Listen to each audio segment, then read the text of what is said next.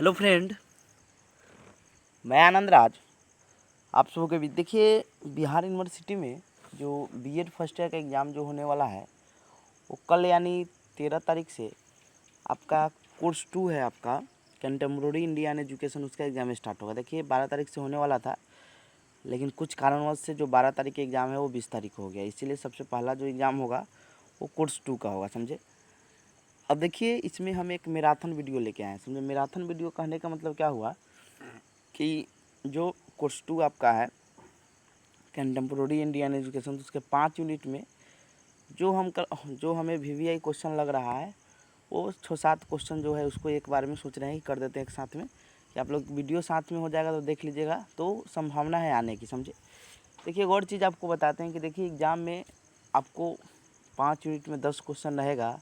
आपको कैसे भी 5 क्वेश्चन लिख कर आना है। मान लीजिए कोई क्वेश्चन आप पढ़ के गए हैं, वो क्वेश्चन का मान लीजिए आंसर आपको नहीं मालूम है, तो उसको कोरिलेट करके, क्योंकि हम पैटर्न इसमें बताएंगे। देखिए, हम जो 5 क्वेश्चन बता रहे हैं ज़रूरी नहीं कि 5 क्वेश्चन आ ही जाए, समझे, लेकिन आपको वो चीज़ समझने में, उस यूनिट को समझने में, उस यूनिट, क्योंकि 5-6 वीडियो जो 7-8 वीडियो इसमें है, वो वीडियो देख लीजिएगा तो आपको उससे उस दूसरा भी क्वेश्चन पूछेगा तो आप उसको कोरिलेट करके लिख सकते हैं, समझे। क्योंकि पैटर्न इसमें हम पूरा समझा देंगे 5 यूनिट का, क्योंकि 5 यूनिट में आपका कौन कौन क्वेश्चन आने की संभावना है, समझे।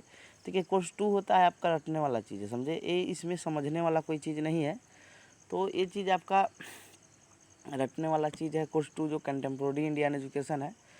तो देखिए, हम 5 यूनिट को पहले, आपको 5 यूनिट को पहले यूनिट 1 में क्या क्या आपको इम्पोर्टेंट क्वेश्चन है, कौन आएगा।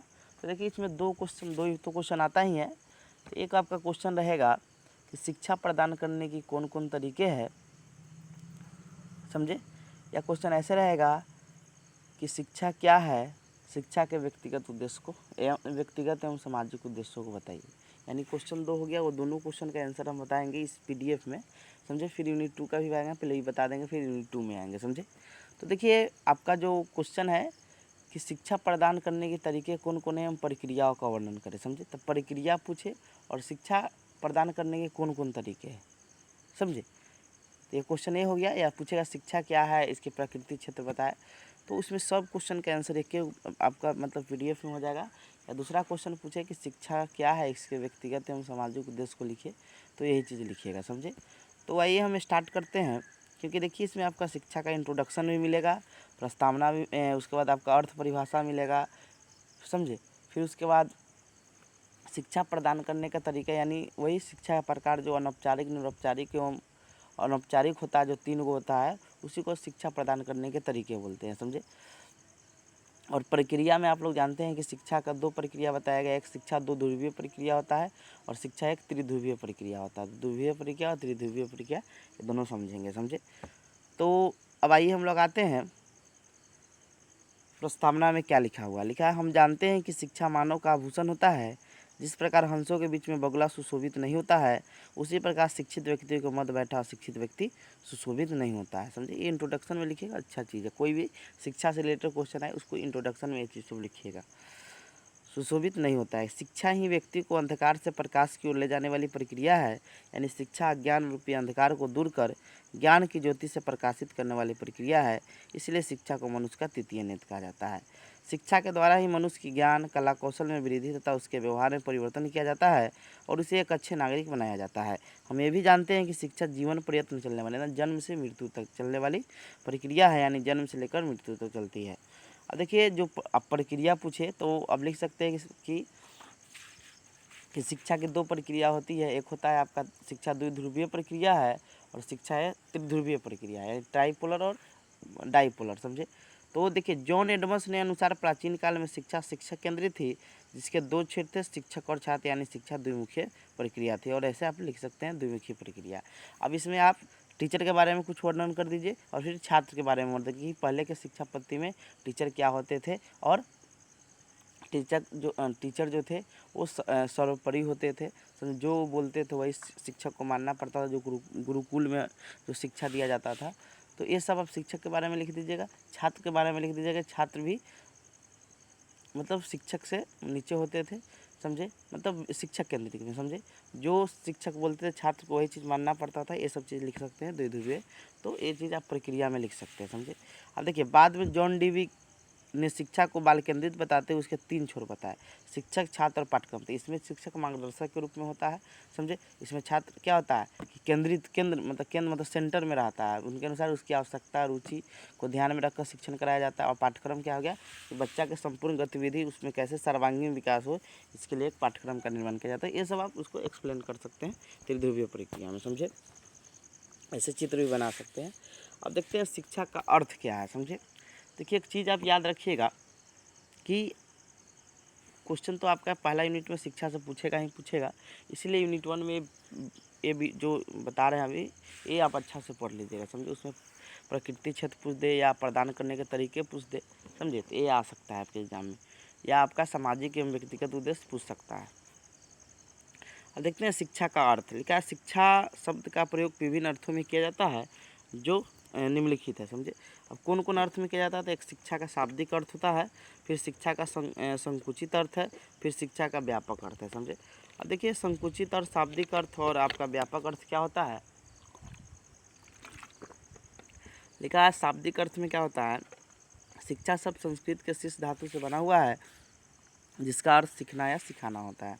यानी शिक्षा सीखने सिखाने की प्रक्रिया। मान लीजिए शिक्षा प्रदान कीजिएगा तो आप भी सीखिएगा और बालक भी सीखेगा, समझे।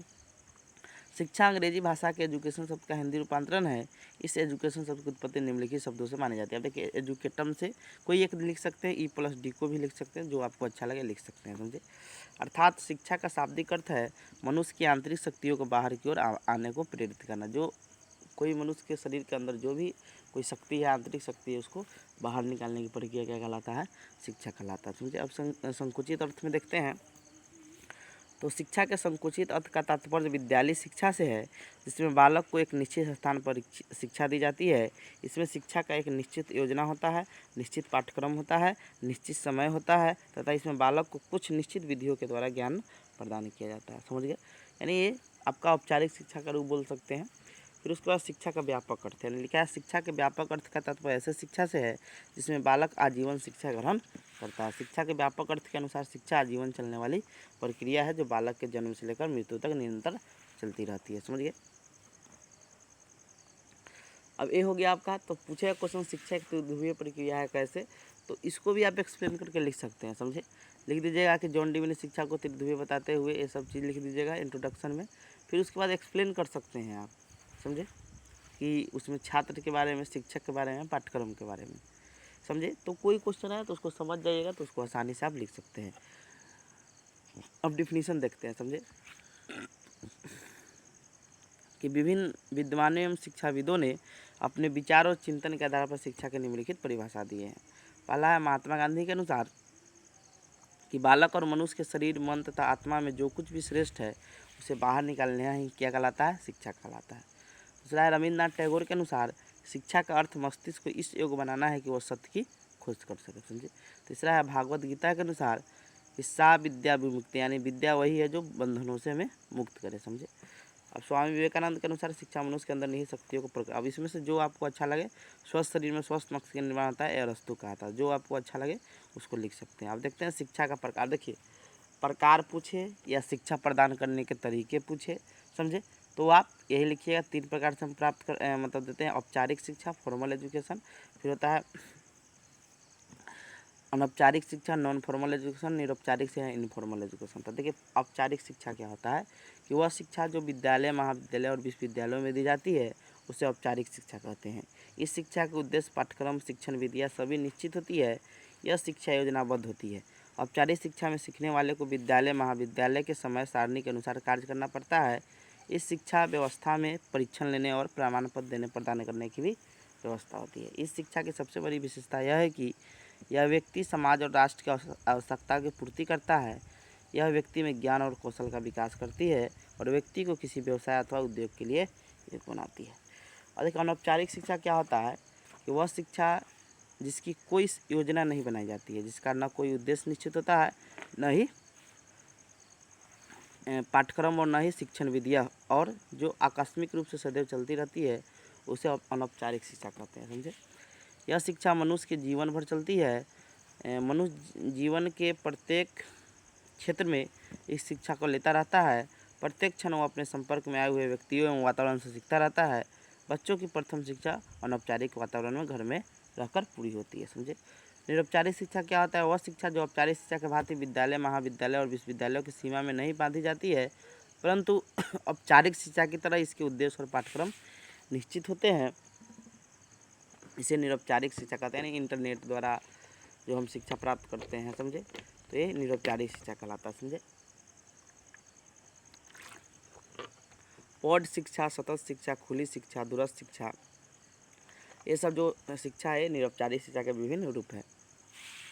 इस शिक्षा की सबसे बड़ी विशेषता यह है कि इसके द्वारा उन बच्चों या व्यक्तियों को शिक्षित किया जाता है जो औपचारिक शिक्षा का लाभ नहीं उठा पाते, जैसे वे लोग जो विद्यालय शिक्षा नहीं पूरी कर पाए हैं।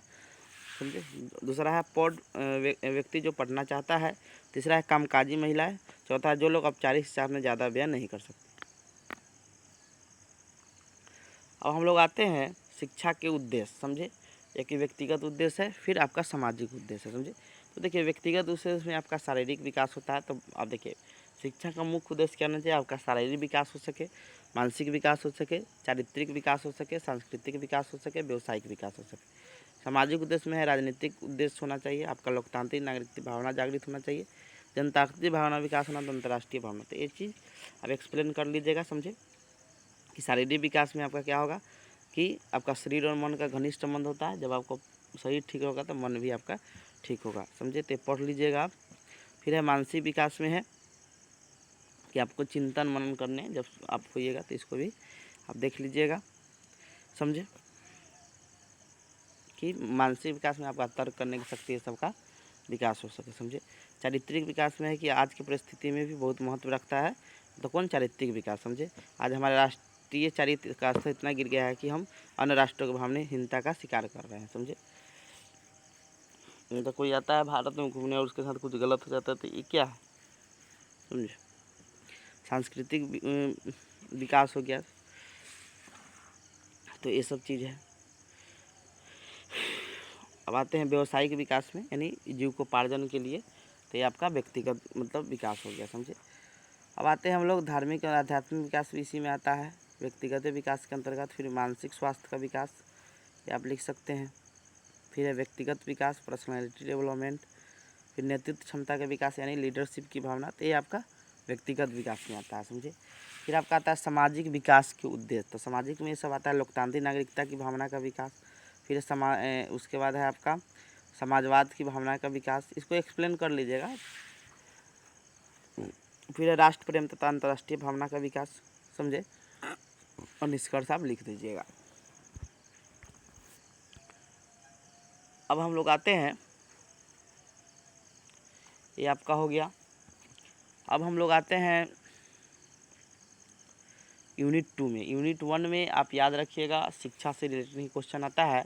क्वेश्चन आएगा शिक्षा प्रदान करने के तरीके क्या है, शिक्षा क्या है, उसका अर्थ परिभाषा बताया, शिक्षा के व्यक्ति कहते हैं, सामाजिक उद्देश्य को बताइए। समझे। दूसरा यूनिट में आपका जो क्वेश्चन आएगा वो आपका आर्थिक विकास तो बहुत इंपॉर्टेंट है ही। तो ये कोठारी कमीशन 2021 में पूछ दिया है। समझे। तो इस बार तो संभावना नहीं है आने का, लेकिन देखिए रिपीट कर देता है बिहार यूनिवर्सिटी में क्वेश्चन। लेकिन कोठारी कमीशन आप लोग कोर्स 4 में भी पढ़ना है, तो उसको थोड़ा कोठारी कमीशन कहूँ रिपीट तो नहीं करेगा, लेकिन मेन आर्थिक विकास पढ़ लीजिएगा, ये तो आएगा ही। और एक मतलब शिक्षा कैसे आपका सांस्कृतिक परिवर्तन में सहायक होती है या संस्कृति परिवर्तन में, ये 2 क्वेश्चन आपके लिए बहुत इंपॉर्टेंट है। समझे। तो पहले आर्थिक विकास हम एक इसमें देखिए एक और चीज़ बताते हैं। ये जो आपका यूनिट 2 है, इसमें कोई भी क्वेश्चन आएगा तो आराम से आप लिख दें, क्योंकि इसमें आप जैसे मार दिया सांस्कृतिक परिवर्तन। देखिए बताइए, शिक्षा के द्वारा ना हम कुछ अंधविश्वासों को छोड़ते हुए इसमें परिवर्तन होते जा रहा है, जो अच्छाई चीज़ है उसको लाते जा रहे हैं अपने संस्कृति में। समझे। तो शिक्षा के द्वारा उसमें अब जो जो चीज़ होगा आप उस पर कर सकते हैं। समझो, वो आप लिख सकते हैं। तो इसमें आप आर्थिक विकास तो बहुत इंपॉर्टेंट है कि कोई राष्ट्र के आर्थिक विकास में वही चीज़ है। और इसमें एक और क्वेश्चन ये पूछ सकता है कि शिक्षा किसी राष्ट्र के विकास में क्यों, तो वही चीज़ है क्वेश्चन कि शिक्षा राष्ट्र के विकास में कैसे सहायक है। तो आर्थिक विकास हुआ या सिर्फ विकास हुआ, तो बात वही बराबर न हुआ। तो क्वेश्चन आए कि शिक्षा राष्ट्र के विकास में कैसे सहायक है, तो वही चीज़ है, यही चीज़ आंसर लिखिएगा। या क्वेश्चन ये भी आए आपका कि शिक्षा सामाजिक सांस्कृतिक परिवर्तन कैसे लाती है, तो उसको आप थोड़ा शिक्षा का इंट्रोडक्शन लिखते हुए समझे, उसमें संस्कृति को जोड़ते हुए, चाहे क्वेश्चन आएगा संस्कृति क्या है, शिक्षा संस्कृति में कैसे परिवर्तन आते हैं, संस्कृति को लिख दीजिएगा। फिर उसके बाद आप क्या कीजिएगा कि शिक्षा और संस्कृति में संबंध बताते हैं उसको लिख सकते हैं, समझे। तो पहले आर्थिक विकास देख लेते हैं हम लोग। लिखा हुआ है, हम जानते हैं कि वर्तमान समय का युग तकनीक का युग हो गया है, इसीलिए किसी भी देश के आर्थिक विकास में शिक्षा का महत्वपूर्ण योगदान है। किसी भी देश के आर्थिक विकास के प्रत्येक अंग उत्पादन, वितरण, संगठन, प्रशासन एवं अनुसंधान से मनुष्य का घनिष्ठ संबंध हो गया। यानी किसी भी देश के जो आर्थिक विकास के प्रत्येक अंग है, जैसे आपका उत्पादन हो गया, वितरण हो गया, संगठन हो गया, प्रशासन हो गया एवं अनुसंधान हो गया, ये सबसे मनुष्य का क्या है, घनिष्ठ संबंध है, समझे। भारत की क्षमता, योग्यता तथा निपुणता को इतना अधिक शिक्षा के द्वारा मनुष्य की क्षमता, योग्यता तथा निपुणता को इतना अधिक शिक्षा के द्वारा बढ़ाया जाएगा, उतना ही अधिक प्रभाव किसी भी देश के आर्थिक विकास पर पड़ेगा। यानी मनुष्य की क्षमता को, उसकी योग्यता को तथा उसकी निपुणता को जितना अधिक आप शिक्षा के द्वारा बढ़ाइएगा, उतना ही किसी राष्ट्र का विकास होगा, समझे। आर्थिक विकास श्रमिकों की कार्यकुशलता पर निर्भर करता है, तो वही श्रमिकों की कार्यकुशलता उनकी शिक्षा पर निर्भर करता है। इससे पता चलता है कि शिक्षा हमारे आर्थिक विकास का अभिन्न अंग बन गया है, समझे। हम जानते हैं कि शिक्षा लोगों की तकनीक, ज्ञान और विवेक साहस में वृद्धि करती है, जिससे आर्थिक क्रियाओं का विस्तार होता है। अब देखते हैं इसका अर्थ परिभाषा क्या है। तो आर्थिक विकास का समान अर्थ है कि किसी भी देश के राष्ट्रीय उत्पादन में वृद्धि होती है, राष्ट्रीय एवं प्रति व्यक्ति आय बढ़ती है और पूंजी निर्माण की दर में वृद्धि होती है। अब देखिए इसका डिफिनीशन क्या है कि विभिन्न शिक्षा शास्त्रियों एवं अपने तर्क एवं चिंतन के आधार पर आर्थिक विकास की निम्नलिखित परिभाषा दिए हैं। अब पाल और वट के अनुसार डिफिनीशन है कि आर्थिक विकास का संबंध उस उद्देश्य से होता है जो एक देश के द्वारा अपनी वास्तविक आय में वृद्धि करने के लिए समस्त उत्पादक साधनों का प्रयोग करता है, समझे। दूसरा डिफिनीशन डी वाइट सिंह के अनुसार कि आर्थिक विकास एक बहुमुखी धारणा है, जिसमें केवल मौद्रिक आय में ही नहीं बल्कि वास्तविक आदतों, शिक्षा, जन स्वास्थ्य आदि में भी सुधार होता है। जब आपका देश का विकास होगा तो इस चीज़ सब में सुधार होगा, समझे। अब क्लार्क के अनुसार डिफिनीशन है कि आर्थिक विकास उस व्यक्ति को, उस प्रक्रिया को बताता है जिसमें बढ़ती हुई पूंजी की आवश्यकता एक निश्चित सीमा तक प्रति व्यक्ति आय में उत्पादन में वृद्धि करती है, समझे। अब शिक्षा एवं आर्थिक विकास में संबंध देखते हैं, समझे। तो लिखा, हम जानते हैं कि शिक्षा आर्थिक का बड़ा ही सशक्त साधन है। अमेरिका के प्रसिद्ध अर्थशास्त्री शुल्ज ने इस संबंध में लिखा है कि कल्पना कीजिए कि एक अर्थव्यवस्था में पर्याप्त भूमि है, अच्छी भौतिक परिस्थितियां है, पर्याप्त पूंजी है, उत्पादन की तकनीक भी है, किंतु प्रशिक्षित श्रमिक नहीं है, तो उस देश का आर्थिक विकास नहीं होगा, समझे। यानी चलाने के लिए प्रशिक्षित श्रमिक भी चाहिए। शिक्षा एवं आर्थिक विकास में निम्नलिखित संबंध है। पहला है कि शिक्षा द्वारा तकनीक क्षेत्र में क्रांति ला जा सकती है और तकनीकी क्रांति का प्रमुख प्रभाव देश की उत्पादन क्षमता पर पड़ेगा। यानी आपका तकनीकी जितना ज़्यादा मजबूत होगा, आपके देश के प्रगति पर इसका असर पड़ेगा, समझे। दूसरा है शिक्षा द्वारा ग्रामीण क्षेत्रों में समृद्धि के नए नए मार्ग सुलभ होते हैं, समझे, और ग्रामीण कृषि ज्ञान उपयोग करके अपने उत्पादन में क्या करेंगे, वृद्धि करेंगे, समझे। तीसरा है शिक्षा श्रमिकों की कार्यकुशलता में वृद्धि कर मानवीय संसाधनों को बढ़ाते हैं, यानी मानव के जो संसाधनों का उपयोग को बढ़ाते हैं। अगला है कि शिक्षा प्राकृतिक संसाधनों का सदुपयोग कर आर्थिक प्रगति का मार्ग प्रदर्शित करता है। जो आपका देश में जो होगा उसको कैसे यूज करना है आपने, जो आपका प्राकृतिक संसाधन है उसमें मार्ग प्रशस्त करता है। आगे है आपका कि न्यूमैन का विचार है कि शिक्षा व्यक्ति के सोचने, समझने तथा तर्क देने, तुलना करने तथा विभेद करने, विश्लेषण करने में मदद करती है, समझ गए। अगला है शिक्षा द्वारा राष्ट्र की आर्थिक व्यवस्था के दोषों को दूर कर अधिक प्रभावी बनाया जाता है। फिर है मिडल समझ शिक्षा व्यय को मानव में विनियोग कहकर पुकारते हैं। मिडल का मत है कि शिक्षा व्यय ही अन्य पूंजीगत विनियोगों का समान है। तो एक बात ये आपका हो गया शिक्षा मतलब आर्थिक विकास से। तो यूनिट 2 में देखिए, जो आपका यूनिट 2 है आपका कोर्स 2 का कंटेम्प्रेरी इंडियन एजुकेशन, तो उसमें आप एक राष्ट्र वाला बताए हैं कि राष्ट्र के विकास में शिक्षा का, वही चीज़ है, यही आंसर को लिख दीजिएगा, या आर्थिक विकास में शिक्षा का क्या महत्व है। दूसरा क्वेश्चन इसमें आएगा कि संस्कृति से आप क्या समझते हैं, उसको आप पढ़ लीजिएगा, समझे। आप उसको सिंपल में देख लीजिएगा, उसको लिख दीजिएगा, समझे। तो संस्कृति से आप क्या समझते हैं, संस्कृति परिवर्तन में शिक्षा की भूमिका क्या है। अब हम लोग आते हैं यूनिट 3 में। यूनिट 3 का पैटर्न समझिएगा। इसमें एक क्वेश्चन दर्शन से फिक्स से रहेगा ही रहेगा, समझे, और एक क्वेश्चन आपका वाद से पूछता है। तो देखिए वाद, देखिए अब एक चीज़ समझिएगा, वाद बताते हैं। तो देखिए आपका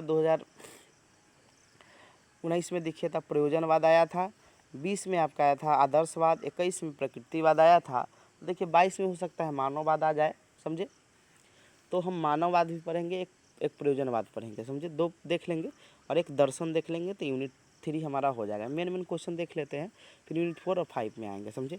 अब देखिए लिखा है मानव एक दर्शन क्या है, इसके शाखाओं का वर्णन करना है। तो मानव एक चिंतनशील प्राणी है तथा मानव जीवन स्वयं एक दर्शन है। हम जानते हैं कि संसार का प्रत्येक मनुष्य दार्शनिक है, क्योंकि वह जन्म से मृत्यु तक प्रकृति में घटित होने वाले सभी घटनाओं का अनुभव करता है, फिर उस पर चिंतन मनन करता है, फिर वह किसी न किसी निष्कर्ष पर पहुँचता है और इन्हीं निष्कर्ष के आधार पर वह अपने विश्वासों, आदर्शों तथा धारणाओं का निर्माण करता है। हम जानते हैं कि दर्शन ही हमारी सत्य के प्रति जिज्ञासा की पूर्ति करता है। अतः मनुष्य के अंदर तथ्यों को जानने की जिज्ञासा, संदेह एवं आत्मिक अशांति रहती है। जैसे ही मनुष्य इसे जान लेता है उससे संतुष्टि महसूस होती है। यही क्या है, आपका दर्शन है, समझे।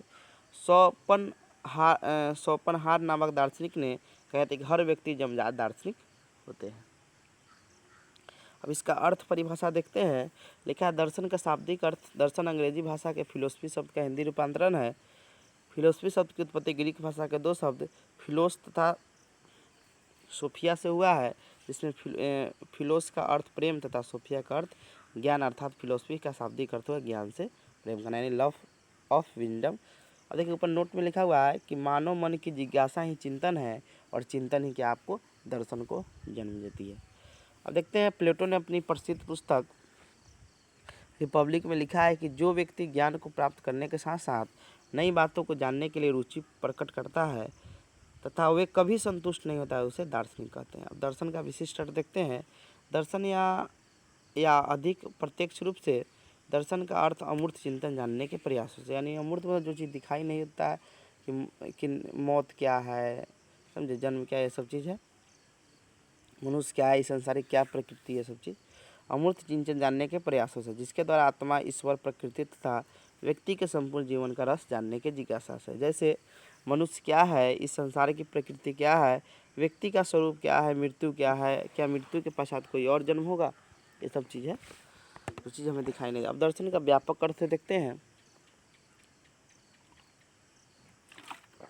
कि दर्शन का व्यापक अर्थ ये होता है कि वे सभी व्यक्ति दार्शनिक है जो सत्य की खोज किसी न किसी रूप में करता है, व्यापक अर्थ होता है।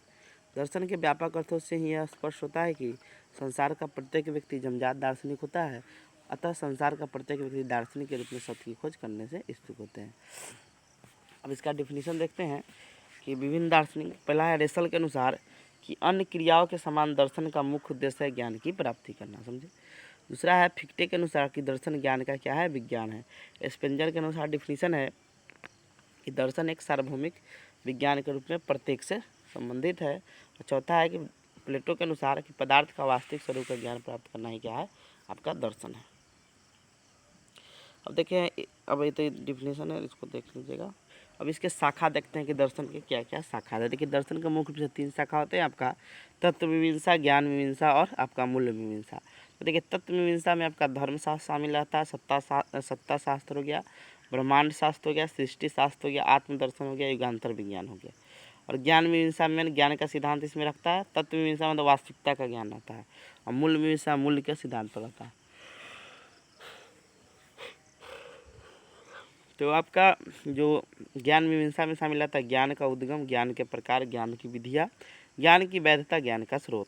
मूल मीमांसा में तर्कशास्त्र, नीतिशास्त्र, सौंदर्य शास्त्र, समझे। अब देखिए धर्मशास्त्र क्या होता है, इसमें ईश्वर के अस्तित्व का अध्ययन किया जाता है। सत्ता शास्त्र क्या होता है कि इसमें जीवन के अंतिम वास्तविकता का अध्ययन किया जाता है। ब्रह्मांड शास्त्र में इसमें सृष्टि के रहस्यों का अध्ययन किया जाता है। सृष्टि शास्त्र क्या है, इसमें ब्रह्मांड के उद्गम के सिद्धांतों का अध्ययन किया जाता है। और आत्मदर्शन में इसमें स्वयं के दार्शनिक विश्लेषण संबंधी अध्ययन किया जाता है, जैसे मैं कौन हूँ। अब दर्शन की विशेषता देखते हैं। दर्शन एक जीवंत शक्ति है। दर्शन एक विशिष्ट विचारधारा है, अर्थात सभी को निष्पक्ष रूप से सुनने की इच्छा है। दर्शन विचारों की प्राचीनता में मौखिक शाखा है। दर्शन सत्य एवं वास्तविकता की खोज है। दर्शन विचार प्रणाली के विभिन्न भागों के बीच संबंध दर्शाता है एवं क्रमबद्ध उपागम है। दर्शन एक मानसिक गतिविधि है, सोचने से आता है।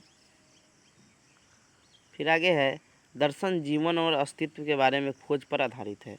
दर्शन जीवन का मार्गदर्शक है। दर्शन ज्ञान एवं बुद्धि के लिए खोज है। दर्शन मनुष्य जीवन के अंतिम प्रश्नों का उत्तर देता है। अभी संबंध देखते हैं सिंपल में जल्दी से, ये तो आपका 21 में आया था लेकिन देख लेते हैं। दर्शन और शिक्षा के संबंध को समझने के लिए दर्शन के विभिन्न तत्वों तथा शिक्षा के विभिन्न घटकों का ज्ञान होना आवश्यक है। महान दार्शनिक रॉस ने दर्शन एवं शिक्षा में संबंध बताते हुए कहा था कि शिक्षा एवं दर्शन एक सिक्के के दो पहलू, अर्थात दर्शन शिक्षा का सैद्धांतिक पक्ष है तो शिक्षा उसका गतिशील एवं व्यवहारिक पक्ष है, यानी दोनों एक दूसरे से पूरक है, यानी एक के बिना दूसरा जुड़ा।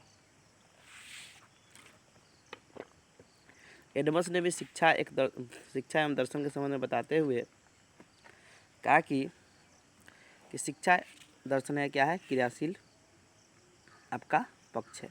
अब शिक्षा और दर्शन में निम्नलिखित संबंध है। पहला, शिक्षा लक्ष्य को प्राप्त करने का साधन है, यानी दर्शन तथा शिक्षा घनिष्ठ संबंध है। यदि दर्शन जीवन को निर्धारित करता है तो शिक्षा उस लक्ष्य को प्राप्त करने का एक साधन है। दूसरा है, दर्शन शिक्षा के उस वास्तविक लक्ष्य को निर्धारित करता है जिसे शिक्षा को प्राप्त करना है, यानी शिक्षा एक चेतन तथा स्वाभाविक प्रक्रिया है जिसमें उचित रूप से संचालित करने के लिए उचित मार्गदर्शन की आवश्यकता होती है। बिना मार्गदर्शन के शिक्षा अपने लक्ष्य को प्राप्त नहीं कर सकता है। अब देखिए, हम जानते हैं कि दर्शन ही जीवन के वास्तविक लक्ष्यों को निर्धारित करता है तथा उस लक्ष्य की प्राप्ति के लिए शिक्षा का उचित मार्गदर्शन करता है। स्पिंजर ने कहा है कि वास्तविक शिक्षा का संसार वास्तविक दर्शन से ही कर सकते हैं। तीसरा है, दर्शन शिक्षा के विभिन्न अंगों को प्रभावित करता है। दार्शनिक का मानना है कि दर्शनों का संबंध केवल सूक्ष्म बातों से है, जबकि शिक्षा का संबंध स्थूल एवं व्यवहारिक बातों से है। दर्शन सूक्ष्म है, इसलिए शिक्षा के विभिन्न अंगों को प्रभावित करता है। चौथा है कि शिक्षा दर्शन का गत्यात्मक साधन है। दर्शन जीवन के लक्ष्यों को निर्धारित करता है तथा यह शिक्षा के विचारों को विश्लेषण कर सिद्धांतों का निर्माण करता है। जब दर्शन द्वारा सिद्धांत का निर्माण हो जाता है तब शिक्षा इन सिद्धांतों का प्रयोग में लाती है। अगला है, महान दार्शनिक एडमस ने कहा है कि शिक्षा दर्शन का ज्ञातात्मक साधन। अगला है कि महान दार्शनिक शिक्षा शास्त्री भी हुए। इतिहास गवाह है कि प्रत्येक समय के महान दार्शनिक महान शिक्षा शास्त्री भी हुए हैं। प्लेटो, सुकरात, रूसो, फ्रोवेल, डीवी, महात्मा गांधी, रविन्द्रनाथ टैगोर, अरविंद घोष आदि है। महान दार्शनिकों के उदाहरण इस बात की पुष्टि करता है कि एक महान दार्शनिक महान शिक्षा शास्त्री भी हुए हैं, क्योंकि ये सब महान शिक्षा शास्त्री अपने दर्शन को व्यवहारिक रूप देने के लिए शिक्षा का ही सहारा लिया है। इन दार्शनिकों ने द्वारा लिखे हुए ग्रंथ केवल दर्शन शास्त्र की महान कृतियाँ नहीं है, बल्कि इनकी शिक्षा में विशेष महत्व है। अब हम लोग देखते हैं निष्कर्ष की, यही पढ़ लीजिएगा निष्कर्ष की। विवरण से स्पष्ट होता है कि संसार का प्रत्येक व्यक्ति क्या है, अपने आप में दार्शनिक।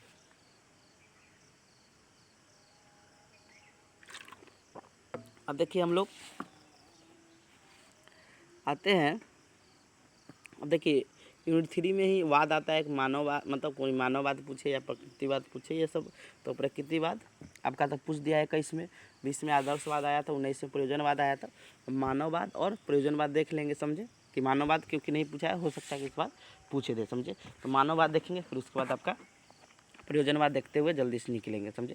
लिखा है, मानववाद अंग्रेजी भाषा की ह्यूमैनिज्म शब्द का हिंदी रूपांतरण है, जिसकी उत्पत्ति लैटिन भाषा की ह्यूमो शब्द से हुआ है, जिसका अर्थ होता है मानव। अर्थात मानववाद एक ऐसी दर्शन या विचारधारा है जिसके मूल में मानव है, यानी जिसमें मानव को केंद्र में रखकर उसके स्वतंत्रता, अस्मिता, प्रतिष्ठा आदि का अध्ययन किया जाता है।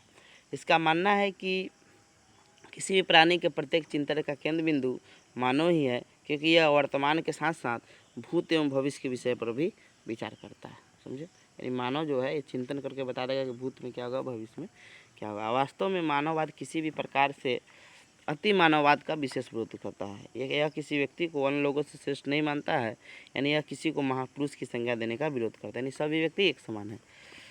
मानववाद में कहा गया है कि व्यक्ति मानव समूह का ही अंश है, इसलिए व्यक्ति को केवल अपने लिए ही नहीं बल्कि संपूर्ण समाज के कल्याण के लिए कार्य करनी चाहिए। हम जानते हैं कि हमारे शास्त्रों में धर्म, अर्थ, काम और मोक्ष के रूप में मानव के 4 पुरुषार्थ की चर्चा की गई है। यानी हमारे शास्त्रों में धर्म हो गया, अर्थ हो गया, काम हो गया और मोक्ष के रूप में मानव के 4 पुरुषार्थों की चर्चा की गई है। वास्तव में इन्हीं पुरुषार्थों को साक्षरता यानी वास्तविकता प्रदान करती है, यानी हम कह सकते हैं मानववाद का मूल आधार क्या है, मानव ही है। रविन्द्रनाथ टैगोर आध्यात्मिक अनुवादी थे। ये प्रेम, सहयोग, भाईचारा के आधार पर तथा वसुदेव कुटुम्बकम के विश्वास कर पूरे विश्व के मानव में कल्याण की बात की थी। अब देखिए मानववाद के समर्थक में विश्व स्तर पर बर्जिलियो, न्यूमैन, मैस्लो, एच.बी. गुड आदि दार्शनिक है। तो वही मानववाद के समर्थक भारत में राजा राम मोहन राय, रविन्द्रनाथ टैगोर, गोपाल कृष्ण गोखले, अरविंद घोष इत्यादि दार्शनिक में मानववादी चिंतन देखा जाता है।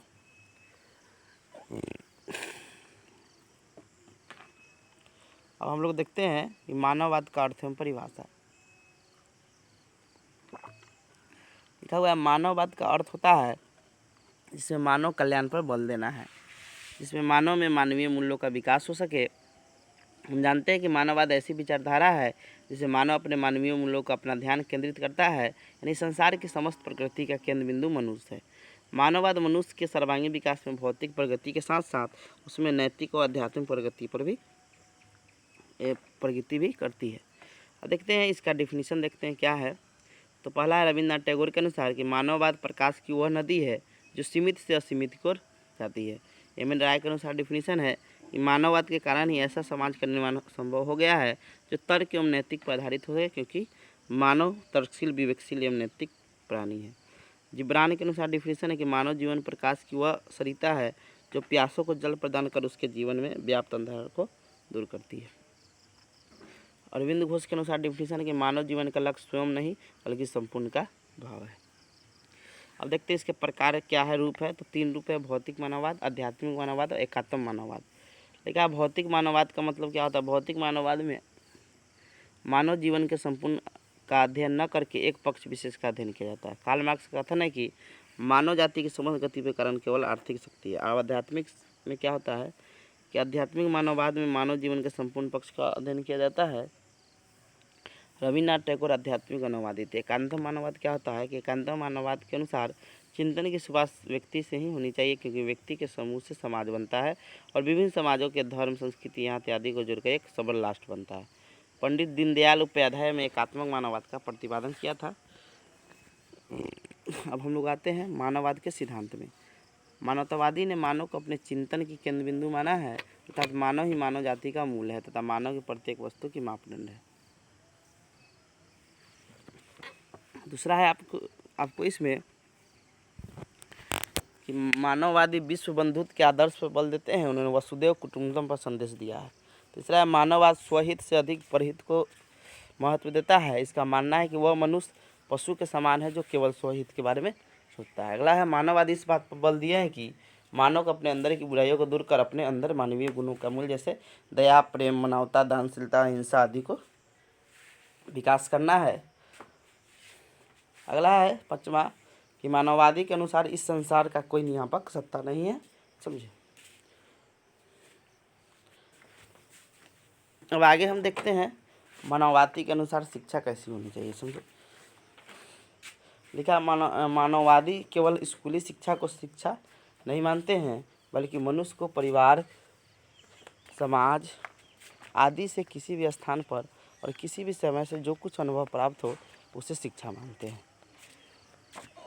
मानववादी के व्यापक दृष्टि से शिक्षा एक सृजनशील प्रक्रिया है जो मनुष्य को वर्तमान के साथ साथ उसके भविष्य को भी सुंदर और प्रगतिशील बनाती है।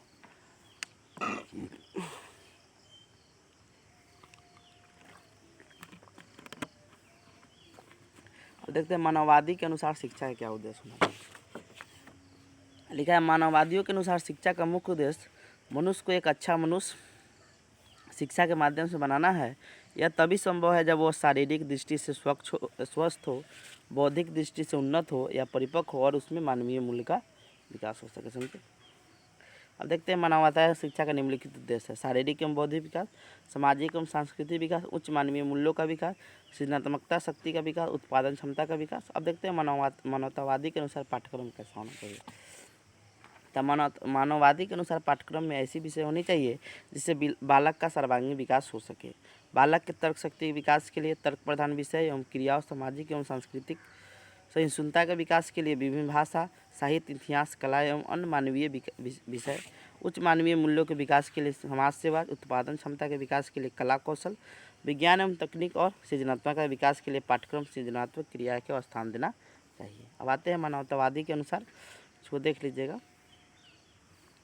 मानवतावादी के अनुसार शिक्षण विधि, मानववादियों के अनुसार निम्न प्रकार की शिक्षण विधि होनी चाहिए। शिक्षण विधि का चयन छात्रों के शारीरिक और मानसिक विकास पर आधार पर किया जाना चाहिए। दूसरा है छात्रों को सीखने में स्वतंत्र अवसर दिया जाना चाहिए। तीसरा है आपका सीखने सिखाने की प्रक्रिया में छात्र की सक्रिय भागीदारी हो। और चौथा है जो कुछ भी पढ़ाया सिखाया जाए उसका संबंध उसके दैनिक जीवन से जोड़ा जाए।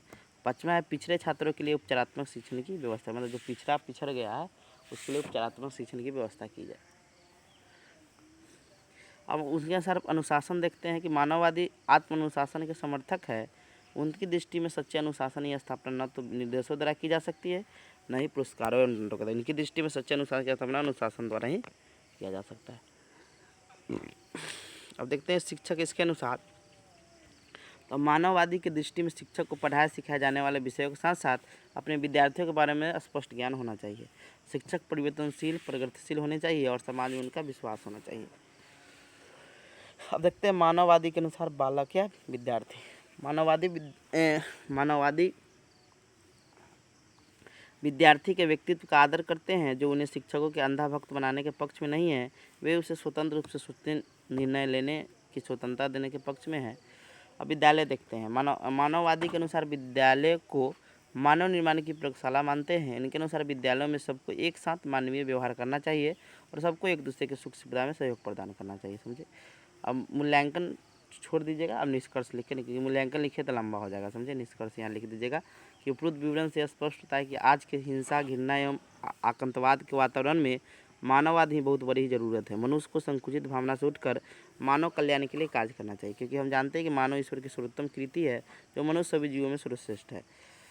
नेहरू जी का कथन है, व्यक्ति केवल अपने लिए ही पैदा नहीं होता है बल्कि अपने देश समाज के लिए भी होता है। ये आपका देखिए तो यूनिट 3 में जो मानववाद या आपका प्रयोजनवाद आएगा, देखिए सबका फॉर्मेट सेम ही है कि शिक्षा का उनके अनुसार क्या अर्थ है, उनकी शिक्षा का क्या उद्देश्य होना चाहिए, उनके अनुसार पाठ्यक्रम क्या होना चाहिए, मतलब सबका मेन फॉर्मेट याद रखिएगा। आपको कोनो वाद पूछे उससे कोई मतलब नहीं है। समझे। उनके अनुसार अनुशासन क्या होना चाहिए, फिर शिक्षक कैसा होना चाहिए, छात्र कैसा होना चाहिए, शिक्षण विधि क्या होना चाहिए, तो सब में फॉर्मेट याद रखिएगा आप। समझे। अब देखिए प्रयोजनवाद जो है आपका, तो इसको आप देखिए, आप इसको थोड़ा देख लीजिएगा। हम थोड़ा स्क्रॉल कर देते हैं। समझे। थोड़ा हम पानी पीते हैं, 1 मिनट रुक जाइए।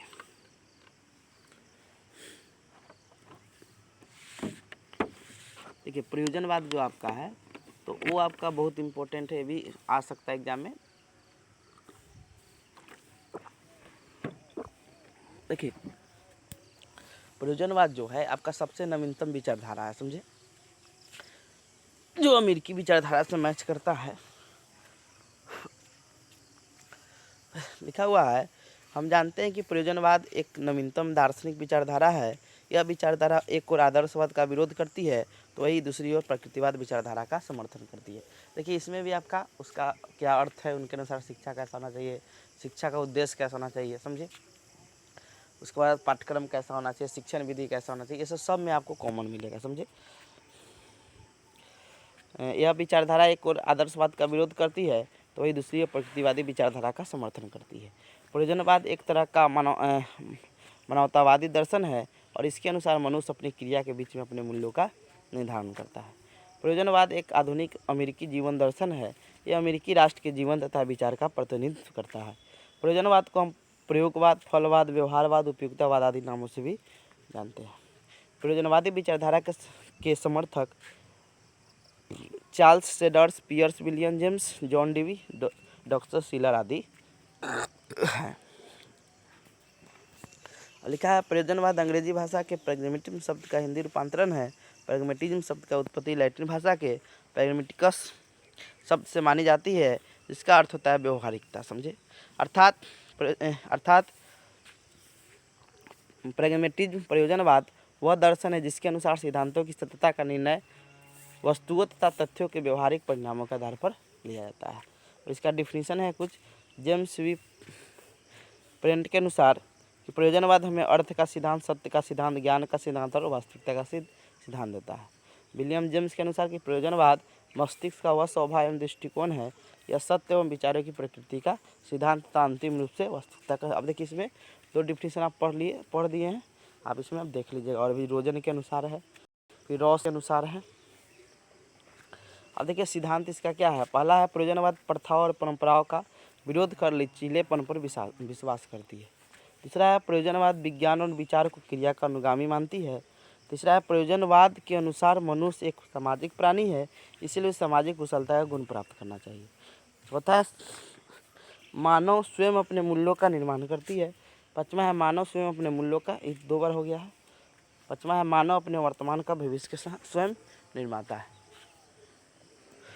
अब इसके अनुसार शिक्षा देखते हैं कि प्रयोजनवादी के अनुसार शिक्षा ऐसी होनी चाहिए जो मनुष्य में जो वे क्षमताएं विकसित करे जिनसे कि वे अपने प्राकृतिक एवं सामाजिक वातावरण से समायोजन कर सके तथा अपने अनुभवों के आधार पर उसमें परिवर्तन कर सके।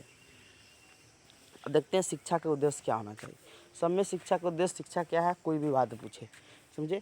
तो प्रयोजनवाद के अनुसार शिक्षा का निम्नलिखित उद्देश्य होना चाहिए कि प्रयोजनवाद के अनुसार शिक्षा का उद्देश्य ऐसा होना चाहिए जिससे बालक का सर्वांगीण विकास हो सके। दूसरा शिक्षा का उद्देश्य ऐसा हो जिससे छात्र नवीन मूल्यों की रचना कर सके। तीसरा है शिक्षा का उद्देश्य ये भी होना चाहिए जिससे बच्चों की इच्छा पूर्ण हो सके। चौथा है गतिशील एवं लचीले मस्तिष्क का निर्माण विकास करना भी शिक्षा का उद्देश्य होना चाहिए प्रयोजनवादियों के अनुसार। प्रयोजनवादी शिक्षा के उद्देश्य पूर्व निश्चित किए गए उद्देश्यों का विरोध करते हैं। और फिर अगला है कि शिक्षा का उद्देश्य ये भी होना चाहिए जिससे बच्चों में सामाजिक कुशलता उत्पन्न हो सके, समझे। अब इसके अनुसार देखते हैं क्या शिक्षा का उद्देश्य था। यही चीज़ है कि नवीन मूल्यों की रचना, इच्छाओं की पूर्ण करना, गतिशील एवं लचीले मस्तिष्क का निर्माण, सामाजिक कुशलता। ये आपका इसको इसमें अथी कर दिया गया, समझे, थोड़ा डायग्राम के थ्रू। अब इसके पाठ्यक्रम देखते हैं कि प्रयोजनवादी के अनुसार पाठ्यक्रम ऐसा होना चाहिए जिससे छात्रों का सर्वांगीण विकास हो सके। प्रयोजनवादी के अनुसार पाठ्यक्रम निम्न सिद्धांत पर आधारित होता है। उपयोगिता का सिद्धांत, इसको पढ़ लीजिएगा। रुचि का सिद्धांत, क्रिया का सिद्धांत, फिर है अनुभव का सिद्धांत, समझे। अगला है प्रयोजनवादी के अनुसार शिक्षण विधि। इसमें कौन कौन शिक्षण विधि आएगा, तो आपका अनुभव से सीखना, करके सीखना, समस्या समाधान विधि, प्रोजेक्ट विधि, क्रिया विधि, समझे। प्रयोजनवादी परंपरागत शिक्षण विधि का प्रबल विरोधी है तथा आधुनिक शिक्षण विधियों को अधिक महत्व देते हैं। अब देखते हैं इनके अनुसार शिक्षक कैसा होना चाहिए। तो प्रयोजनवादी के अनुसार शिक्षक को ज्ञान विज्ञान से परिपूर्ण, अनुभवी, क्रियाशील तथा परिश्रमी होनी चाहिए तथा शिक्षकों में बाल मनोविज्ञान का ज्ञान भी होना चाहिए, क्योंकि जब तक वह बालकों की रुचि, आवश्यकता, व्यवहार की जानकारी नहीं रखेगा तब तक वह एक बच्चों को पथ प्रदर्शक निरीक्षक नहीं हो सकता। अब देखते हैं छात्र एवं बालक। प्रयोजनवादियों के अनुसार विद्यार्थी सबसे महत्वपूर्ण है। इनका प्रमुख उद्देश्य बालक के व्यक्तित्व का संपूर्ण विकास करना है, अर्थात प्रयोजनवादी बालक केंद्रित शिक्षा का समर्थन करते हैं। प्रयोजनवादी ने यह स्वीकार किया है कि बालक को अपने अनुभव के आधार पर वातावरण में परिवर्तन कर सकते हैं। अब अनुशासन देखते हैं। प्रयोजनवादी शारीरिक अनुशासन एवं बाह्य अनुशासन का विरोध करते हैं। प्रयोजनवादी सामाजिक अनुशासन पर जोर देते हैं और यह सामाजिक अनुशासन सामाजिक परिवेश में सामूहिक एवं प्रयोजनमय क्रियाओं से सक्रिय भाग लेने से उत्पन्न होता है। अब देखते हैं इनके अनुसार विद्यालय कैसा होना चाहिए। तो प्रयोजनवादियों के अनुसार विद्यालय एक सामाजिक संस्था है जहाँ वह जीवन में संबंधित सभी व्यवहारिक क्रियाओं को सीखते हैं। जॉन डीवी के अनुसार विद्यालय समाज का लघु रूप है, मिनिएचर ऑफ द सोसाइटी, समझे। विद्यालय समाज में प्रयोगशाला होती। अब देखते हैं हम, निष्कर्ष हो गया, इसको देख लीजिएगा, समझे। तो यूनिट 3 भी आपका खत्म हो गया। तो इसमें वाद और दर्शन पढ़ लीजिएगा, आएगा ही आएगा। यूनिट 4 में देखिए आपका शैक्षिक विचार से क्वेश्चन आता है। तो देखिए इसमें आपका एक इंडियन पूछा जाता है और एक विदेशी पूछता है, समझे। तो इंडियन आपका होता है कि आपका इसमें महात्मा गांधी या विवेकानंद कोई भी आ सकता है। तो देखिए हम एक ही बता रहे हैं, विवेकानंद ही पूछे, सुन लीजिए। देखिए उसका फॉर्मेट सेम है, उसके अनुसार क्या कहा गया है शिक्षा में, अर्थ क्या है, परिभाषा, उसका क्या उद्देश्य दिया गया है, उनके अनुसार पाठ्यक्रम कैसा होना चाहिए, शिक्षण विधि कैसा होना चाहिए, बालक कैसा होना चाहिए, शिक्षक कैसा होना चाहिए, समझे। तो ये सब चीज़ आपको विवेकानंद में भी लिखना है और आपका महात्मा गांधी, कोई भी आपका इंडियन विदेशी कोई भी पूछे, खाली डेट ऑफ बर्थ से 4-5 को 3-4 को इतना भी आपको पढ़ना है। कोई भी पूछे छोड़िएगा नहीं। मान लीजिए आप पढ़ लिए महात्मा के गया, विवेकानंद आ गया, तो यहाँ विवेकानंद का जन्म ये सब याद रखिएगा, जो उनका प्रस्तावना जो जीवनी है। बाद बाकी आपको वही सब चीज़ कॉमन करके लिख देना है, वही आएगा, समझे। तो ये महात्मा गांधी के शैक्षिक विचार, समझे, लिखा है विश्व के महानतम राजनीतिक दार्शनिक एवं बहुत बड़े शिक्षा शास्त्री तथा भारत के राष्ट्रीय यूनिट 4 में आपका एक इंडियन बताएंगे। आपका देखा होते सुन लीजिए। अब इसमें कौन कौन आपको पढ़ना है, तो इंडियन में हम महात्मा गांधी और विवेकानंद है, तो हम महात्मा गांधी बता दे रहे हैं। हम ज़्यादा इंपॉर्टेंट यही आ रहा है, मतलब लग रहा है आगे। और फिर एक आता है आपका मारिया मोंटेसरी, इसमें बता देंगे, क्योंकि देखिए आपका रूसो 2020 में पूछ दिया है, 21 में आपका डीबी पूछा है, तो आपको मारिया मोंटेसरी और फ्रोवेल पढ़ लीजिएगा, समझे। तो हम इसमें मारिया मोंटेसरी बताएंगे जो हमको भी लग रहा है, समझे। लेकिन अब पढ़ लीजिएगा आप फ्रोवेल को भी, समझे। इसका वीडियो भी प्लेलिस्ट में आपको मिल जाएगा। तो लिखा है विश्व के महानतम राजनीतिक दार्शनिक एवं बहुत बड़े शिक्षा शास्त्री तथा भारत के राष्ट्रपिता श्री मोहनदास करमचंद गांधी का जन्म 2 अक्टूबर 1869 ईस्वी को गुजरात के पोरबंदर जिले के काठियावाड़ नामक स्थान पर हुआ था। उनके पिता श्री करमचंद गांधी उस समय पोरबंदर में दीवान थे। उनकी माता का नाम पुतलीबाई थी, जो एक धार्मिक और निष्ठावान नारी थी। 13 वर्ष की आयु में गांधी जी का विवाह कस्तूरबा गांधी के साथ 1882 में कर दिया गया। गांधी जी कानून की शिक्षा प्राप्त करने के लिए 1888 ईस्वी में इंग्लैंड चले गए और फिर कानून की शिक्षा प्राप्त कर 1891 ईस्वी में भारत आ गए, समझे। शेख अब्दुल्ला नामक व्यापारी के मुकदमे के सिलसिले से गांधी जी ने 1893 ईस्वी में दक्षिण अफ्रीका गए और वहां पर गांधी जी ने अपना पहला सत्याग्रह का प्रयोग 1906 ईस्वी में किया। वर्ष 1915 ईस्वी में गांधी जी दक्षिण अफ्रीका से वापस भारत आ गए और यहाँ पर उन्होंने भारतीय राजनीति में प्रवेश किया और भारतीय राजनीति को एक नया मोड़ दिया। गांधी जी ने अपना दूसरा सत्याग्रह और भारत का पहला सत्याग्रह का प्रयोग चंपारण सत्याग्रह के रूप में किया। 1917 ईस्वी में बिहार के चंपारण जिले में नीलह किसान तिनकठिया पद्धति से परेशान थे, उनमें गांधी जी ने उसमें मुक्ति दिलाई। उसके बाद 1919 ईस्वी में उन्होंने जलियांवाला बाग हत्याकांड, रॉलेट एक्ट और खिलाफत आंदोलन के विरोध में उन्होंने 1920 ईस्वी में असहयोग आंदोलन प्रारंभ किया। गांधी जी का सबसे बड़ा सहयोग 1942 ईस्वी के भारत छोड़ो आंदोलन में था। इन्हीं के नेतृत्व में भारत छोड़ो आंदोलन हुआ था। 1947 ईस्वी को भारत देश को आज़ाद कराने में इनकी महत्वपूर्ण भूमिका थी। गांधी जी की हत्या 30 जून 1948 ईस्वी को दिल्ली में नाथूराम गोडसे द्वारा कर दिया गया। इसी क्षण विश्व की एक महान विभूति हमारे बीच से उठकर चली गई। अब देखते हैं कि इनका शिक्षा दर्शन क्या है। तो लिखा है कि गांधी जी का शिक्षा दर्शन उनके दक्षिण अफ्रीका, इंग्लैंड और भारत में मिले अनुभव पर आधारित है। गांधी जी एक महान राजनीतिक स्वतंत्रता सेनानी, समाज सेवक एवं उच्च कोटि के शिक्षा शास्त्री थे। उनका दृढ़ विश्वास था कि शिक्षा ही एक ऐसा माध्यम है जिससे भारतीय समाज उन्नति कर सकता है। उन्होंने बार बार इस बात पर बल दिया था कि साक्षरता न तो शिक्षा का अंत है और न ही आरंभ है, यह केवल साधन है जिसके व्यक्ति को शिक्षित किया जाता है। गांधी जी ने भारतीय शिक्षा को द ब्यूटीफुल ट्री कहा करते थे। इनका कारण था कि भारतीय शिक्षा सरकार के बजाय समाज के अधीन यानी सर्वोदय शिक्षा की बात करते थे। महात्मा गांधी ने शिक्षा को 3 कॉन्सेप्ट दिए थे, यानी हेड, हैंड और हार्ट। अब देखते हैं हम लोग महात्मा गांधी के अनुसार शिक्षा का अर्थ।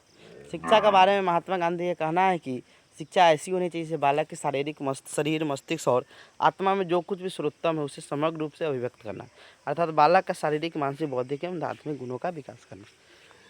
विस्तृत अर्थों में गांधी जी के शिक्षा के संदर्भ में कहें कि जो मुक्ति के योग बने वही शिक्षा है, अर्थात जो शिक्षा हमारे मन की शुद्ध न करे, इंद्रियों को वश में करना न सिखाए, स्वावलंबन न करे, उस गांधी जी शिक्षा नहीं मानते हैं। इसके अनुसार शिक्षा का क्या उद्देश्य होना चाहिए, तो देखिए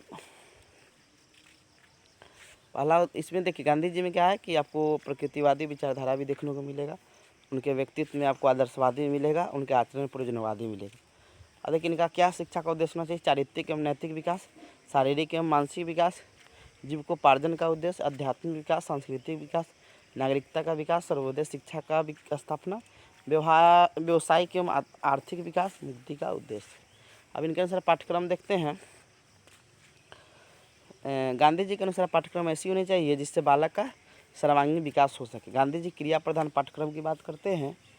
गांधी जी ने हस्तकला के विषय में पाठ्यक्रम को जोड़ने की बात करते हैं। इसके अलावा सामाजिक अध्ययन, गणित, समान विज्ञान, स्वास्थ्य विज्ञान, शारीरिक शिक्षा आदि पाठ्यक्रम में होनी चाहिए। पाठ्यक्रम किस भाषा में होना चाहिए, मातृभाषा में, समझे। और शिक्षण विधि में आप क्रिया विधि है करके सीखने पर, मौखिक विधि जिसमें व्याख्यान विधि आ गया, कहानी कथन विधि, तर्क विधि, प्रश्नोत्तर विधि। अनुकरण विधि में आ जाएगा आपका नहीं अनुकरण करके सीखना, सहयोग विधि, सहसंबंध विधि। अनुशासन में आ गया कि गांधी दमनात्मक एवं शारीरिक दंड के रूप में अनुशासन के विरोधी है। समझे, गांधी जी का मानना था कि अनुशासन आत्मा के ऊपर आधारित हो, जो अच्छा अनुशासन होता है जिससे छात्रों का सर्वांगीण विकास हो सके। शिक्षक कैसा होना चाहिए, तो गांधी जी के बारे में थोड़ा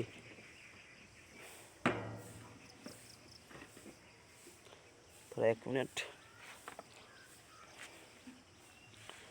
शिक्षक के बारे में गांधी जी का विचार था कि शिक्षक छात्रों के मित्र, पथ प्रदर्शक होना चाहिए। गांधी जी शिक्षक के व्यक्तित्व में जिन गुणों की कल्पना करते हैं कि शिक्षक को अपने विषय का पूर्ण ज्ञान होना चाहिए, शिक्षक के द्वारा छात्रों का स्व अध्ययन के लिए अधिक प्रोत्साहित करना चाहिए, स्वयं अध्ययन, सेल्फ स्टडी।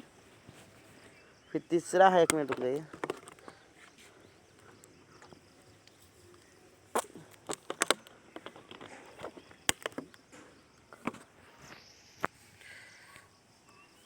तीसरा है आपका कि शिक्षक के ऊपर छात्रों का इतना विश्वास होना चाहिए कि उसके समक्ष स्वयं की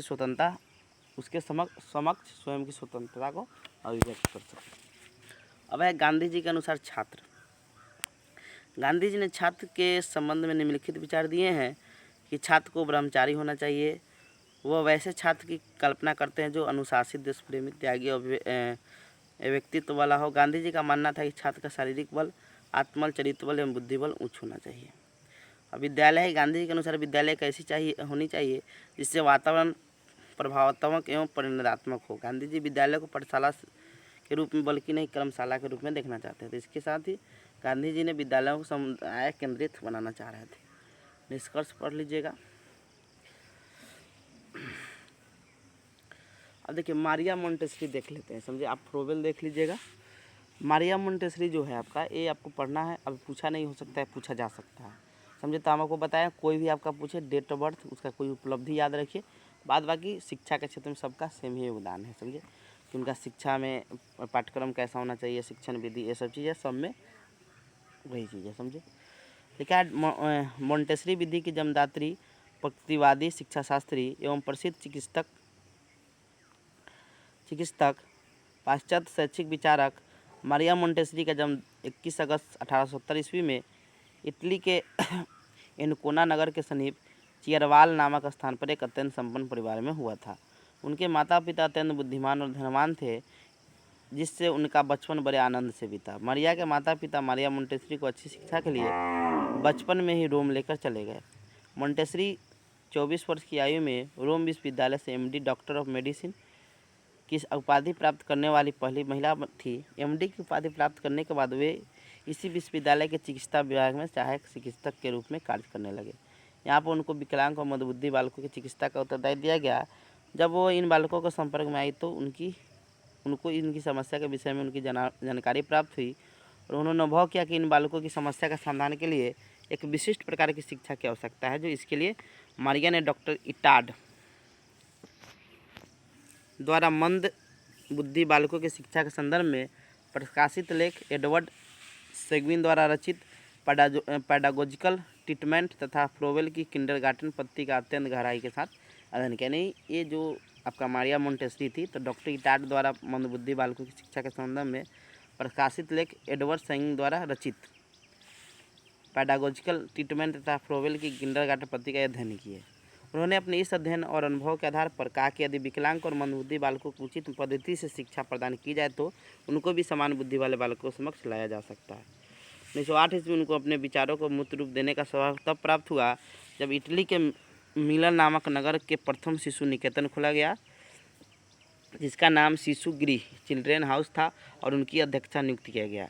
यहीं पर मोंटेसरी ने यह निष्कर्ष निकाला कि 3 वर्ष के समान बुद्धि के बालकों का बुद्धि स्तर 6 वर्ष के मंदबुद्धि बालकों के समान होता है। और इसी के आधार पर उन्होंने 1912 ईस्वी में अपनी प्रसिद्ध कृति मोंटेसरी मेथड की रचना की। अपनी मोंटेसरी पद्धति का प्रचार करने, उसे अधिक वैज्ञानिक और मनोवैज्ञानिक बनाने के लिए उन्होंने विभिन्न देशों की यात्रा भी की और वहाँ पर मोंटेसरी विद्यालय की स्थापना की। 1939 ईस्वी में मारिया मोंटेसरी को भारत के थियोसोफिकल सोसाइटी ने आमंत्रित किया। वे भारत आई और उन्होंने अहमदाबाद, जम्मू कश्मीर आदि स्थानों पर मोंटेसरी पद्धति से संबंधित भाषण दिए। अनेक स्थानों पर मोंटेसरी स्कूल स्थापित किए गए। अनेक शिक्षक शिक्षा से अपनी मोंटेसरी पद्धति का प्रशिक्षित किया। 6 मई 1952 ईस्वी अपनी शिक्षण पद्धति का प्रचार करते हुए इंग्लैंड में इन महान विभूति की हॉलैंड में, इंग्लैंड में नहीं, हॉलैंड में इस महान विभूति की मृत्यु भी हो गई। अब देखते हैं इनकी रचना कौन कौन है। तो the Montessori method, the secret of childhood, education of a new world, to educate children, child training, समझे, ये सब इसकी रचना है। अब देखते हैं उसका शिक्षा का अर्थ क्या है। तो शिक्षा का अर्थ स्पष्ट करते हुए मोंटेसरी ने कहा है कि बालक के जीवन के स्वाभाविक विकास में दी जाने वाली सक्रिय सहायता को क्या कहते हैं, शिक्षा कहते हैं। अर्थात डॉक्टर मारिया मोंटेसरी शिक्षा को एक ऐसी प्रक्रिया मानती थी जो बालक को अपना स्वाभाविक विकास करने में सहायता देती हो। अब इसके अनुसार देखते हैं शिक्षा का क्या उद्देश्य होना चाहिए। तो देखिए शिक्षा का क्या उद्देश्य होगा। अब मोंटेसरी शिक्षा जो था विशेष रूप से 3 से 7 वर्ष के बालक के लिए था, समझे। अब देखते हैं पहला है शिक्षा की जन्मजात शक्तियों एवं क्षमताओं के विकास करने में सहायता, बच्चों के नैतिक विकास करना, बच्चों में भावी जीवन के लिए तैयार करना, बच्चों को अपने पर्यावरण ज्ञान कराकर उनमें समायोजन की क्षमता विकसित करना, बच्चों की कर्मेंद्रियों एवं ज्ञानेंद्रियों को प्रशिक्षित करना, उधर बौद्धिक विकास करना। अब इसका शिक्षा का सिद्धांत देखते हैं कौन कौन है। तो स्वतंत्रता का सिद्धांत है, इसको पढ़ लीजिएगा। खेल द्वारा शिक्षा का सिद्धांत है, इसको भी पढ़ लीजिएगा। व्यक्तिकता का सिद्धांत है, ज्ञानेंद्रियों प्रशिक्षण का सिद्धांत है, और पांचवा आत्म शिक्षा का सिद्धांत है, समझ गया। अब देखते हैं मोंटेसरी के अनुसार पाठ्यक्रम कैसा होना चाहिए। तो इसके अनुसार पाठ्यक्रम में निम्नलिखित विशेषता, पाठ्यक्रम बालक की रुचि, नैसर्गिकता तथा आवश्यकता के अनुसार होनी चाहिए। पाठ्यक्रम क्रियात्मक तथा रचनात्मक कार्यों पर आधारित होना चाहिए। पाठ्यक्रम में वातावरण की प्रधानता होनी चाहिए। पाठ्यक्रम केवल पुस्तकीय ज्ञान पर आधारित न होना चाहिए जिससे बालक रट कर पढ़ सके, बल्कि क्रिया आधारित होनी चाहिए।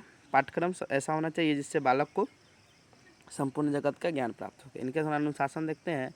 मोंटेसरी ने दमनात्मक अनुशासन का विरोधी है, बलपूर्वक किए जाने वाले अनुशासन का विश्वास नहीं है, स्व अनुशासन का समर्थक है। डॉक्टर मारिया मोंटेसरी के अनुसार विद्यालय एक प्रकार का घर के समान है, इसलिए डॉक्टर मारिया मोंटेसरी ने इसे बालघर कहा है। इसमें 3 से 7 वर्ष तक के बालक शिक्षा ग्रहण करेंगे। बालघर में खेल का मैदान एवं सुंदर उद्यान अवश्य होंगे तथा बालघर शांत वातावरण में स्थित होगा। इन बालघर में एक बहुत बड़ा कमरा होता है जिसे सभी बालक एकत्र होता तथा बहुत से छोटे छोटे काम विशेष कार्य के लिए करते हैं। अब शिक्षण विधि में आपका कामेंद्रियों की शिक्षा, ज्ञानेंद्रियों की शिक्षा, भाषा तथा गणित की शिक्षा। अब देखते हैं बालक मोंटेसरी के अनुसार बालक कैसा होना चाहिए। मोंटेसरी ने अपने शिक्षा दर्शन में बालक को शिक्षा का केंद्र माना है। मारिया मोंटेसरी ने कहा कि बालक एक शरीर है तो शरीर है जो बढ़ता है, आत्मा है जो विकसित होता है। अब इसके अनुसार शिक्षक देखते हैं। शिक्षण बालक प्रधान पद्धति होने के कारण बालक को प्रधान और शिक्षक को गौण स्थान दिया गया है। डॉक्टर मारिया मोंटेसरी के अनुसार शिक्षा कार्य एक निर्देशक की भांति होनी चाहिए। डॉक्टर मोंटेसरी ने स्त्री शिक्षा को अपनी शिक्षण पद्धति में विशेष स्थान दिया है। स्त्री शिक्षा नियुक्त करने का कारण यही है कि उसमें ममता, सहयोग, सहानुभूति, संरचना की भावना अधिक होती है। अब निष्कर्ष देख लीजिए, पढ़ लीजिए। उपयुक्त विवरण से स्पष्ट होता है कि आज जिन प्ले स्कूल, क्रियात्मक विद्यालय, क्रिया प्रधान पाठ्यक्रम, प्रगतिशील शिक्षा आदि देखते हैं उन्हें मारिया मोंटेसरी के विचारों का देखने को मिलता है, समझे। मारिया मोंटेसरी अपने क्रांतिकारी विचारों द्वारा शिक्षा प्राप्ति के प्राचीन अवधारणाओं को समाप्त कर आधुनिक जीवन की वास्तविकता को प्रदान किया है। अब देखिए लास्ट क्वेश्चन, देखिए लास्ट यूनिट में आपका देखिए हम शैक्षिक अवसरों की समानता बताएंगे। इसमें हम सामान्य स्कूल प्रणाली पढ़ लीजिएगा और आप पढ़ लीजिएगा प्राथमिक शिक्षा में सार्वभौमिकरण। लेकिन हम इसमें एक ही क्वेश्चन है आपको बताएंगे शैक्षिक अवसरों की समानता, जो आपके लिए VVI है, ये आ सकता है। देखिए लिखा हुआ है प्रत्येक राष्ट्र का, यूनिट 5 का लास्ट क्वेश्चन है कि प्रत्येक राष्ट्र का यह नैतिक दायित्व है कि वह बिना किसी भेदभाव के अपने नागरिकों को शिक्षा के समान अवसर उपलब्ध कराए। विशेषकर भारत जैसे लोकतांत्रिक राष्ट्र के लिए तो और भी अनिवार्य हो जाता है। हम जानते हैं कि विश्व के सभी राष्ट्रों में आज शिक्षा के प्रति जन क्रांति उत्पन्न हो गई है और भारत जैसे देशों में शिक्षा पर व्यय को कृषि उद्योग के व्यय के समकक्ष माना जाता है। भारत की स्वतंत्रता के पूर्व भारत की शिक्षा प्रणाली पर अंग्रेजी शिक्षा का प्रभाव था। उसके बाद 1948 में राधाकृष्णन आयोग की अध्यक्षता में विश्वविद्यालय शिक्षा आयोग की स्थापना की गई, जिसे हम राधाकृष्णन आयोग के नाम से जानते हैं। फिर उसके बाद 1952 ईस्वी में लक्ष्मण मुदालिया के नेतृत्व में माध्यमिक शिक्षा आयोग की स्थापना की गई, जिसे हम लोग मुदालिया आयोग के नाम से जानते हैं। फिर 1964 ईस्वी में दौलत सिंह कोठारी के नेतृत्व में राष्ट्रीय शिक्षा आयोग का गठन किया, जिसे हम कोठारी आयोग के नाम से जानते हैं। भारत में जितने भी स्वतंत्रता के बाद शिक्षा आयोग बने, वो अपने सुझाव में शिक्षा में अवसरों की समानता की बात कही, इसलिए शिक्षा में अवसरों की समानता की आवश्यकता पड़ी।